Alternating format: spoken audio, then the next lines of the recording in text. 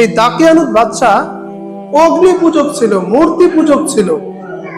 সে নিজেই শুধু মূর্তি পূজক ছিল না, এই রাজা এমন নির্মম এবং অত্যাচারী ছিল যে তার এলাকায় সবাইকে মূর্তি পূজা করতে বাধ্য করত। মূর্তি পূজা না করলেই কেউ যদি বিরত থাকতো তাদের উপরে অমানসিক নির্যাতন শুরু করে দিত। এই অমানসিক নির্যাতনের সময়ে আল্লাহ তাআলা এই যুবকদের কথা উল্লেখ করেছেন যে ওই সময়ে এত নির্যাতন সহ্য করার পরেও কয়েকজন যুবককে আল্লাহ তাআলা ঈমানের নূরে আলোকিত করেছিলেন এবং তাদের ঈমানটা আল্লাহ এত দৃঢ় করেছিলেন যে এই অত্যাচারী রাজা তার সামনে ঈমানের কথা বলতে তারা এক বিন্দু ভয় পায় নাই। আল্লাহ এটা উল্লেখ করেছেন। এই জন্য আল্লাহ তাআলা বলছেন কি, হে নবী, আমি তোমার কাছে উল্লেখ করেছি কাদের কথা? সেই কয়েকজন যুবকদের কথা যারা কোথায়? গুহায় আশ্রয় গ্রহণ করেছিল। আমানু, যারা ঈমান এনেছিল, বিরবিন ওয়াজিদনাহুম হুদা, তাদের রবের প্রতি তারা ঈমান এনেছিল। ওয়াজিদনাহুম হুদা, ফলে আল্লাহ বলেন আমি আল্লাহ তাদেরকে হেদায়েতের উপরে শক্তি দান করেছিলাম। সুবহানাল্লাহ। আল্লাহ বলছেন যে আমি এই গুহাবাসীদের বিস্তারিত ঘটনা তোমার কাছে উল্লেখ করেছি। যারা কয়েকজন যুবক ছিল, যারা আল্লাহর প্রতি, তাদের রবের প্রতি তারা ঈমান এনেছিল। এই ঈমানের বদলতে ওই যে দাকিয়ানুত বাদশাহ, অগ্নিপূজক বাদশাহ, তাদেরকে গ্রেফতার করেছিল। কেন গ্রেফতার করেছিল? একদা এই দাকিয়ানুস ঘোষণা দিয়েছিল যে মেলা হবে অমুক দিন, ওই মেলাতে বিভিন্ন প্রকার কর্মকাণ্ড হবে, নাচ গান, বিভিন্ন প্রকার সাংস্কৃতিক অনুষ্ঠান হবে। ওই অনুষ্ঠানে এই যুবকরা গিয়েছিল। যেই যুবকদের কথা উল্লেখ করা হয়েছে, এই প্রত্যেকটা যুবকের পিতা ছিল রাজার খুব কাছের লোক, কর্মকর্তা, উপর লেভেলের, সবাই উঁচু বংশের, সবাই রাজার ডান হাত। যখন মেলা সংগঠিত হলো, ওইখানে বিভিন্ন প্রকার অশ্লীলতা, বেহায়াপনা এবং অপসংস্কৃতি এবং আল্লাহ বিরোধী সংস্কৃতিতে যখন তারা নিমজ্জিত হলো, এক পর্যায়ে যখন সেই মূর্তি পূজায় লিপ্ত হয়ে গেল, তখন এই যে যুবকগুলো, এদের মধ্যে একজন একজন করে আস্তে আস্তে সেখান থেকে ছটকে গেল। প্রথমে একজন আসলো, আস্তে আস্তে একটি গাছের নিচে আশ্রয় গ্রহণ করলো। তারপরে দ্বিতীয় জন, এরকম করে আস্তে আস্তে যে কয়জন আসার কথা ছিল সবাই এভাবে একজন একজন করে আসলো। আসার পরে একজন আরেকজনের দিকে তাকিয়ে থাকে, ফেল ফেল করে তাকিয়ে থাকে, কিন্তু কেউ কাউকে কিচ্ছু বলে না। সবার মনে সন্দেহ যে আমি তো তাদের কর্মকাণ্ড পছন্দ করি না বিধায় এখানে চলে এসেছি, তাহলে কি রাজা গোয়েন্দা পাঠিয়েছে আমার অবস্থান জেনে আমাকে ধরে নেওয়ার জন্য? এই চিন্তা থেকে কেউ কোনো কথা বলে না। ওই মুহূর্তেই একজন সাহসী যুবক বলে ফেলল, কি ব্যাপার, এখানে তো আমি সবার আগে আসলাম, আসার পরে তোমরা আস্তে আস্তে কয়েকজন আসলা, তোমাদের আসার কারণ কি? তখন তারা বলল, আপনি আগে বলেন যে আপনি যে আসছেন এর কারণ কি? তখন সে সাহস করে বলেই ফেললো, দেখো আমাদের জাতিরা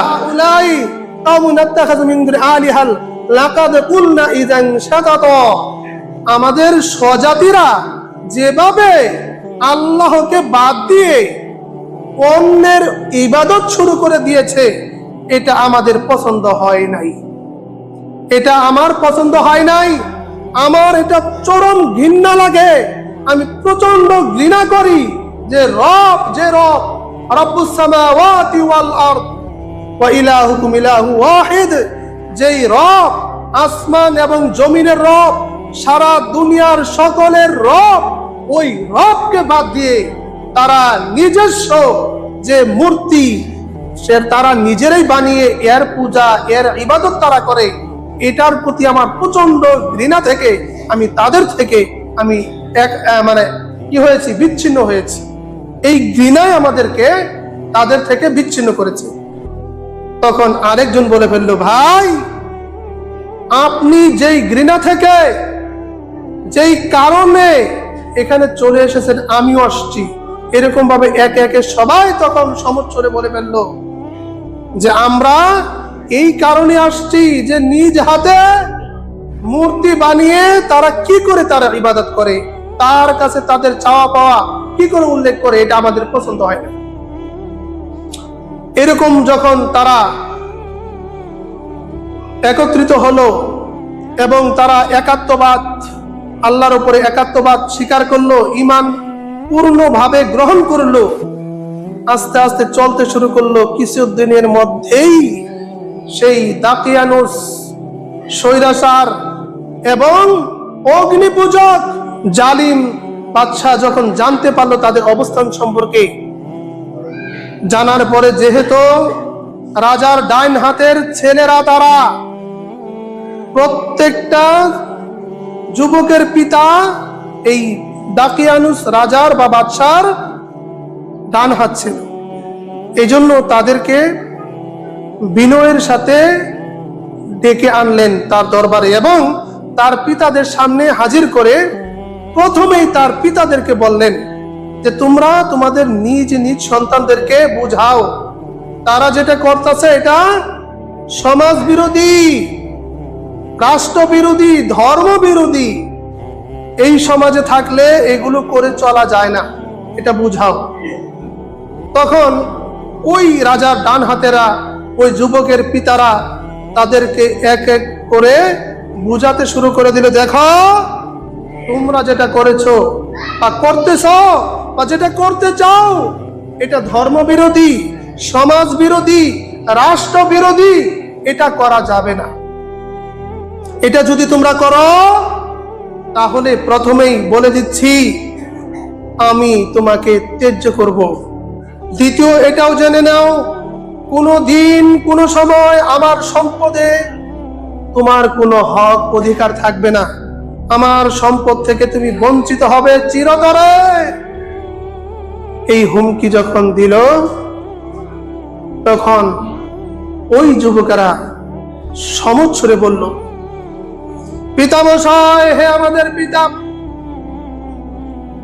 আমরা আপনাকে ত্যাগ করতে পারি, আপনার সম্পদ ত্যাগ করতে পারি, আপন জন্মভূমি সব ত্যাগ করতে পারি, এবং কি এই দেশ পর্যন্ত ত্যাগ করতে পারি, কিন্তু ঈমান কিন্তু আমরা ত্যাগ করব না। আমাদের প্রভু আল্লাহকে কখনোই আমরা ছাড়বো না। তাকে যখন মেনে নিয়েছি কোনোভাবেই তাকে আমরা আর ছাড়বো না। যদি আমরা তাকে ছাড়া অন্য কারো ইবাদত করি তাহলে এটা হবে দুনিয়ার মধ্যে সবচেয়ে বড় অপরাধ, গর্হিত কাজ, নিন্দনীয় কাজ। আমরা সব কিছু ছাড়তে পারি কিন্তু আমাদের রব, আসমান জমিনের রবকে আমরা ছাড়তে পারবো না। সুবহানাল্লাহ। এটা তারা বলে দিলেন। ওয়াতারা শামসা, তারা বলে দিলেন যে আমরা সব কিছু ছাড়তে পারি কিন্তু আসমান জমিনের রব যিনি আপনার আমার সকলের রব, স্রষ্টা, তাকে ছাড়তে পারবো না। ওই মুহূর্তে বাদশাহ দাকিয়ানুস যখন তাদের পিতারা এই যুবকদেরকে বুঝাতে ব্যর্থ হলো তখন বলে দিল, দেখো তোমাদের পিতারা তোমাদেরকে কত বিনয়ের সাথে, কত আদর যত্ন সহকারে তোমাদেরকে বুঝালো, তোমরা মানতে রাজি নয়, তোমরা মানলে না। শুনে রাখো, এখন তোমাদেরকে কিন্তু অপমানের ঘানি টানতে হবে, অপমান করা হবে, এখনো সময় আছে, তোমরা ফিরে আসো। বলল, কখনো না, কোনোদিনও না, সব কিছু ছাড়তে রাজি আছি কিন্তু ঈমান ছাড়তে রাজি নয়। এই কথা যখন বলে ফেললো দাকিয়ানুস তখন বলল, ঘোষণা দিল, হুকুম দিল, আদেশ করলো যে এই যুবকদেরকে তার পিতাদের সামনে, হাজার হাজার মানুষের সামনে তাদের দেহ থেকে কাপড়কে খুলে ফেলো, আলাদা করে ফেলো। যখন যুবকদের কাছ থেকে তাদের বস্ত্র খুলে ফেলা হলো, ওই মুহূর্তে যুবকরা বারবার তাদের পিতাদের মুখের দিকে তাকায়, যেন দয়া হয়নি। যুবক সন্তান পিতার সামনে, জনতার সামনে উলঙ্গ অবস্থায় আছে। রাজার উদ্দেশ্য হলো, তার চিন্তা হলো যেন যুবকরা অগ্নি পূজায়, মূর্তি পূজায় তারা ফিরে আসে। যুবকদের কথা হলো দুনিয়ার সব কিছু ছাড়তে রাজি আছে, কিন্তু ইমান ছাড়তে রাজি নয়, ইমান সাথে রাজি না। এই কথা যখন বলা হলো, তখন রাজা সর্বশেষ বলল, 3 দিন সময় দিলাম তোমাদেরকে, এই 3 দিনের মধ্যে তোমরা তোমাদের সিদ্ধান্ত থেকে ফিরে আপন সিদ্ধান্ত তথা এই রাষ্ট্রের যে সিদ্ধান্ত, এই রাষ্ট্রের যে বিধান, সংবিধান, এই সংবিধানের আলোকে তোমাদের চলতে হবে। 3 দিন সময় দিলাম, 3 দিনের মধ্যে যদি এই সংবিধান মেনে তোমরা না চলো, তোমরা নিজ নিজ পরিবারে যদি ফিরে না আসো, তাহলে তোমাদের সবাইকে শিরচ্ছেদ করা হবে, তোমাদের সবাইকে হত্যা করা হবে, সবাইকে হত্যা করা হবে। সময় দিলে কয়দিন? 3 দিন। 3 দিন সময় পাওয়ার পরে রাত্রিতে একটা ঘরে যখন ওই যুবকদেরকে বন্দী করে রাখা হলো, যুবকরা পরামর্শ করে কি করা যায়, কি করা যায়। ইমান তো ছাড়তে পারি না, আমাদের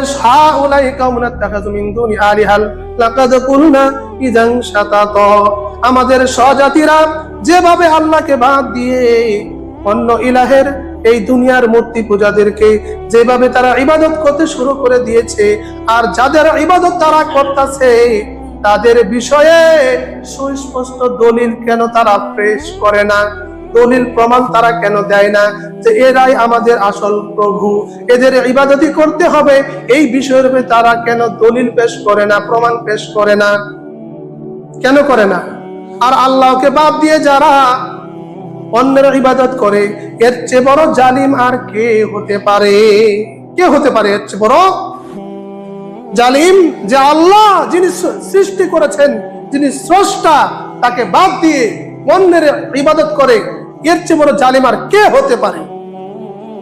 এই কথা যখন বলতে লাগলো, পরামর্শ করতে লাগলো, তখন তাদের মধ্য থেকে পরামর্শ হলো, একজন বলে, দেখো আমাদেরকে এখান থেকে পলায়ন করতে হবে, এখান থেকে চলে যেতে হবে, এমন এক জায়গায় যাব যেখানে আমরা ঈমান নিয়ে বাঁচতে পারবো, ঈমান নিয়ে চলতে পারবো।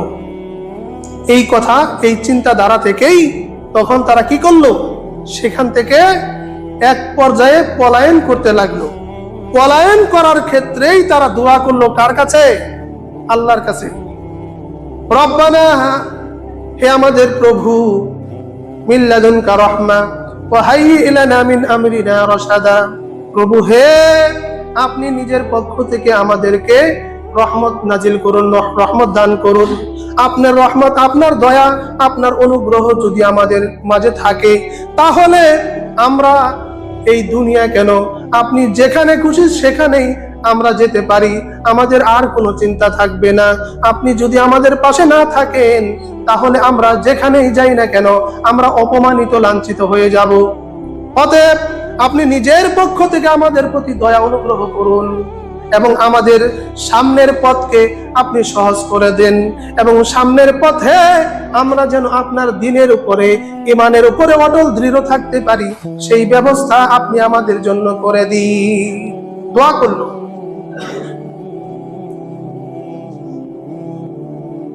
ফাদরাবনা আলা আযানিহিম ফিল কাহফি সিনিনা আদাদা, আল্লাহ বলেন আমি তাদের সেই প্রার্থনা কবুল করলাম, দোয়াকে কবুল করলাম, পরামর্শ দিলাম, বের হয়ে যাও।